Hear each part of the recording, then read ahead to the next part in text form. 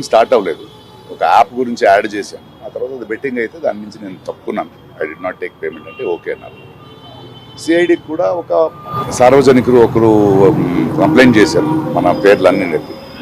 So దాని గురించి పిలిచారు, వెళ్ళి మాట్లాడాను. 2017లో ఇక్కడ బ్యాన్ అయ్యింది.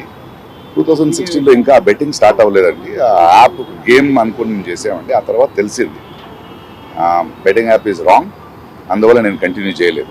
ఆ డీటెయిల్స్ ఇచ్చాను. ఆ తర్వాత ఏదైనా చేశారా, వేరే కంపెనీస్ ఏదైనా చేశారంటే లేదండి అని చెప్పాను. అంతే. బ్యాంక్ స్టేట్మెంట్స్ అప్పుడే ఇచ్చాము, అందులో ఏది లేదని తెలిసింది. బట్ ఒకటి మా మాధ్యమం మూలంగా చెప్తున్నది, ఏదో అది కొందరు పెద్దవాళ్ళు చేశారు, వాళ్ళు చేశారు రూల్స్ అని కాదు. Betting app is wrong.